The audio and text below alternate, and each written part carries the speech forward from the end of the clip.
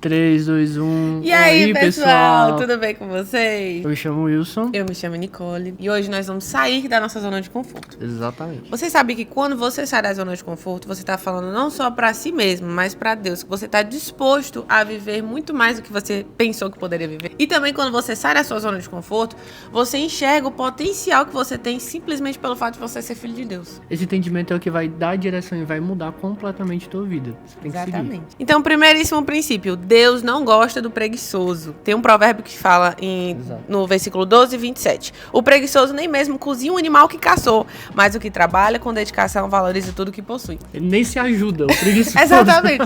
É aquela pessoa que faz o quê? Que começa e não termina, que não se valoriza, fica se diminuindo a todo custo. E isso é você tirar o valor que o próprio Senhor atribuiu. O Senhor atribuiu o valor em você. E a gente já até conversou outras vezes, em outros vídeos, que isso deturpa a tua perspectiva sobre si mesmo, quimicamente. É como se... É a analogia do cartão de crédito que a gente já fez aqui. Você bem sabe que tudo que Deus criou tem um propósito, um destino, um impacto. Quando você elimina isso, você tá se tirando do plano de Deus. Você fala, isso aqui que o Senhor fez não é bom, não vai dar certo. A minha vida não funciona. Então, o próprio Senhor designou um sonho, um destino, um lugar pra você habitar e ter um impacto ali. E Ele te equipou com dons e talentos. Exatamente. E o fruto disso é importante pro povo dele também. É uma coisa que se dissemina pras outras pessoas ao teu redor. É necessário.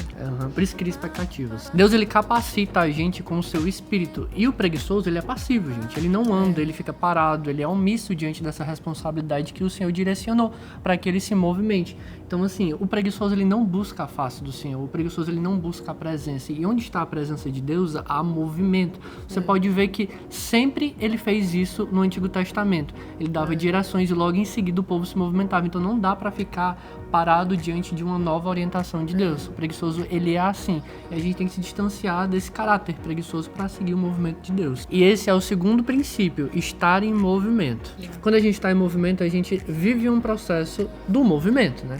E você pode perceber que Deus, ele movimentou as águas para curar os enfermos, ele fez o povo dar 7 voltas para chegar em Jericó. Existem vários exemplos bíblicos que Deus botou o povo para andar, para se movimentar literalmente, para ter uma resposta física, para entrar naquele processo e viver, enfim, o fruto do que ele queria dar. Porque Deus gosta de deslocar a gente, né? Exato. Nesse deslocamento, a gente passa por um processo de refinamento emocional, espiritual, em tudo. Terceiro ponto, Deus nos enxerga como um todo.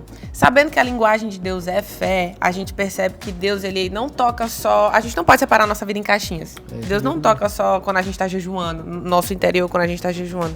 Ele toca no nosso físico, no nosso emocional. Então, a gente precisa enxergar o nosso relacionamento com Deus dessa forma. Então, no Antigo Testamento, por exemplo, você vê Deus dando orientação de como se vestir, como falar, o que comer, né? Uma postura ideal. Então ele se importa com tudo que rege a nossa vida. Ele se importa com a cultura, com a nossa socialização. Então, quando Deus dá direção, é porque ele tem um propósito. Então, sem direção, a gente não dá passos de fé, a gente não consegue romper, entendeu? E é uma promessa dele que nunca ia faltar direção. Inclusive, o Espírito Santo é o nosso direcionador.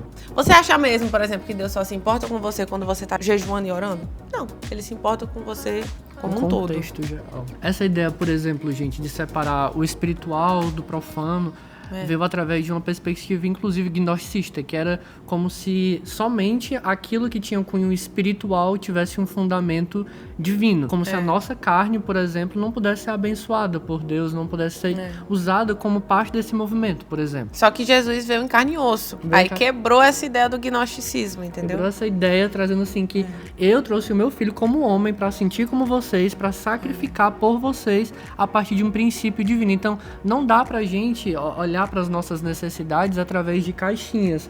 Como se, eu vou cuidar só do espiritual. E Deus só toca aqui. E Deus tá cuidando só do espiritual. Deus tá movimentando só o espiritual. Não.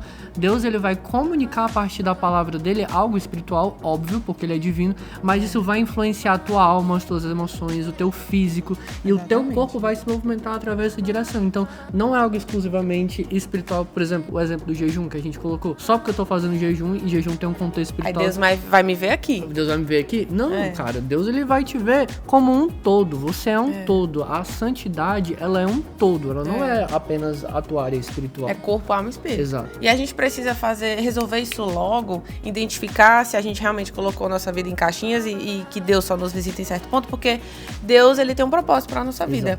E quanto antes a gente resolve isso, mais rápido o Senhor sopra a nossa vida e nos leva pro destino. A gente tem realmente um impacto. Então fica essa reflexão aqui pra você nesse vídeo. Será que você tem dividido o toque do Senhor na sua vida em caixinhas? Deus me toca aqui, mas não me toca ali? Deus se importa com isso, mas não se importa com aquilo? O conselho que a gente dá é pergunta o Espírito Santo. É, Tira o e teu ele momento de responde. oração. Ele vai te dizer qual a área que tu precisa pra mudar e reconhecer essa, enfim, mudança necessária. Então, se você gostou desse vídeo, deixa aqui o teu joinha, compartilha esse vídeo com mais pessoas, porque esse conhecimento é extremamente necessário. Todo cristão deveria resolver isso logo. Rapidamente. Exatamente. E se inscreve no canal. Um abraço.